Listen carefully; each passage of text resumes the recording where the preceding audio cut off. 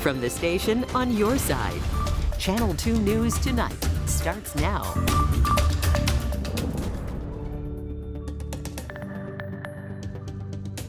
We have determined that there was damage consistent with an EF2 tornado with maximum wind speeds of approximately 115 miles an hour and an estimated path width of the tornado of about 200 yards.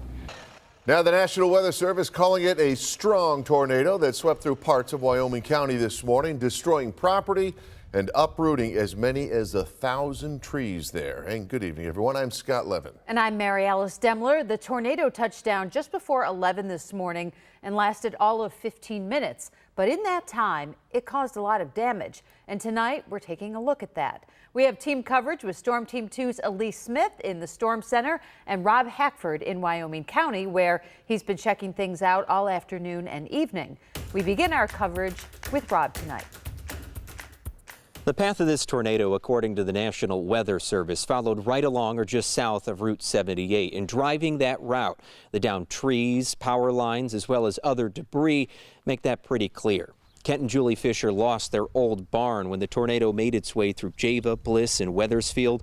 Julie said after countless wind and snowstorms, when her husband called to say this piece of history fell, she almost didn't believe it. Their other barn, donkeys, and goats, fortunately, were not hurt.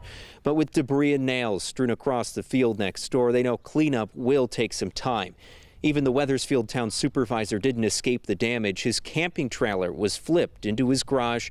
The twister left plenty of stuff dangling and damage, but he too said no one was hurt.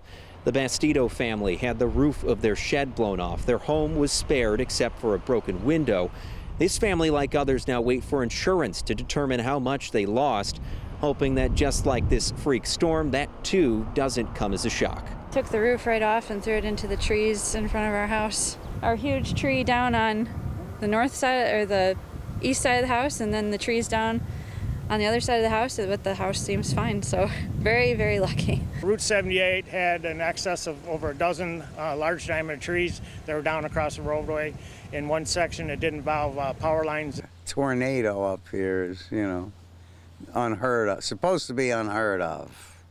National Grid and NYSEG crews have been working all day since this tornado made its way through, cutting down branches, taking care of downed power lines, some of which were pulled directly from people's homes. Wyoming County Emergency Management has been doing the same thing, going home to home, checking on people. They say one family is receiving Red Cross assistance. In Wethersfield, Rob Hackford, Channel 2 News. Thanks, Rob. And over in Java, the storm caused quite a bit of damage for a family farm. That's right. Their barn was completely lifted off of its foundation. The owner of the barn, Sam Marlette, told us earlier today that family is doing fine, fortunately, physically. Their livestock, horses, goats, and cows that were in the barn at the time, they are all unharmed as well. Sam's family is trying to deal with the emotions of all of this right now. It was just big white wall. Next thing I know, it was down. I heard nothing. I saw nothing. I don't even remember. Like I said, all I saw was wind, trees, branches, and that was it. Where not only were none of the people in the home behind us hurt or killed, but none of the livestock was either. And you can just witness the damage that was done to that barn, and it's sort of a miracle.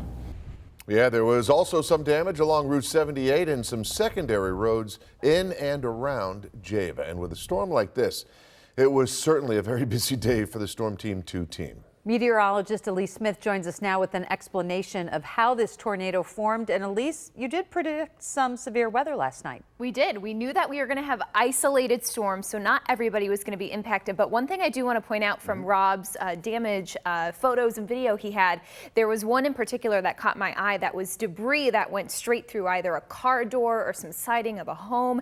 And that is a clear indication of a tornado because you don't get that from straight line winds. Right. We get a lot of wind damage of trees or power lines down, but when you have something like that, that's a tornado. There are telltale signs of that. Exactly. Yeah. And of course, that's what the National Weather Service did today when they went out for their damage survey. Of course, EF2 Peak winds of 115 miles per hour at times, path length of over 10 miles across Wyoming County. And we do have an update from the National Weather Service. When they got back and regrouped, they now believe that this tornado had a maximum width of 500 yards, not 200 yards. And we actually got in what is a potential photo of the tornado from earlier today. This is a classic storm structure of a tornadic supercell. We have a lowering over here where the tornado could have been produced. This is a shelf cloud, but then right behind it as well, this signature has caught my eye because that also could potentially have been the tornado. Raymond took this photo looking south over Java Lake, and we know that tornado developed right there